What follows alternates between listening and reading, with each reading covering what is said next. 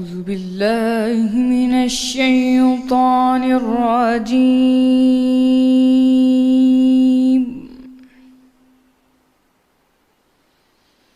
بسم اللہ الرحمن الرحیم۔ اور ہم ہی نے تم کو ابتدا میں مٹی سے پیدا کیا، پھر تمہاری شکل و صورت بنائی، پھر فرشتوں کو حکم دیا کہ آدم کے آگے سجدہ کرو، تو سب نے سجدہ کیا لیکن ابلیس کہ وہ سجدہ کرنے میں شامل نہ ہوا۔ اللہ نے فرمایا، جب میں نے تم کو حکم دیا تو کس چیز نے تجھے سجدہ کرنے سے باز رکھا؟ اس نے کہا کہ میں اس سے افضل ہوں، مجھے تو نے آگ سے پیدا کیا ہے اور اسے مٹی سے بنایا ہے۔ فرمایا تو بہشت سے اتر جا، تجھے شایان نہیں کہ یہاں غرور کرے، پس نکل جا، تو ذلیل ہے۔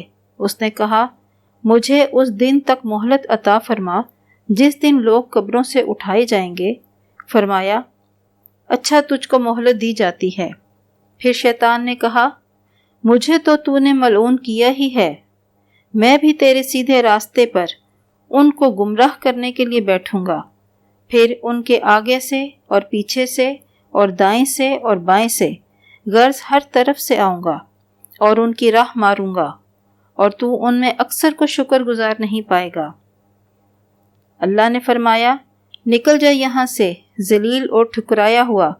جو لوگ ان میں سے تیری پیروی کریں گے میں ان کو اور تجھ کو جہنم میں ڈال کر تم سب سے جہنم کو بھر دوں گا۔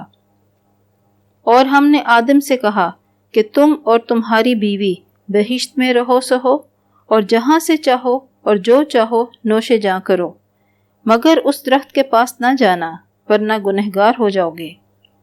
تو شیطان نے دونوں کو بہکانے لگا تاکہ ان کے ستر کی چیزیں جو ان سے پوشیدہ تھیں کھول دے، اور کہنے لگا کہ تم کو تمہارے پروردگار نے اس درخت سے صرف اس لیے منع کیا ہے کہ تم فرشتے نہ بن جاؤ یا ہمیشہ جیتے نہ رہو۔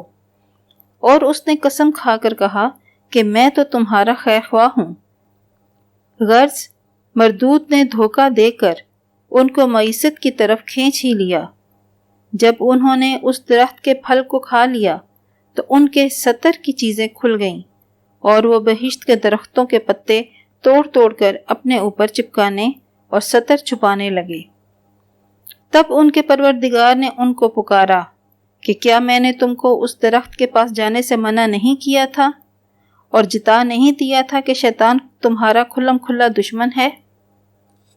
دونوں عرض کرنے لگے پروردگار، ہم نے اپنی جانوں پر ظلم کیا، اور اگر تو ہمیں نہیں بخشے گا اور ہم پر رحم نہیں کرے گا تو ہم تباہ ہو جائیں گے۔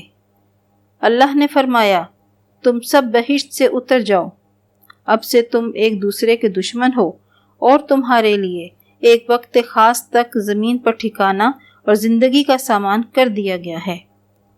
یعنی کہا کہ اسی میں تمہارا جینا ہوگا اور اسی میں تمہارا مرنا، اور اسی میں سے قیامت کو زندہ کر کے نکالے جاؤ گے۔ صدق اللہ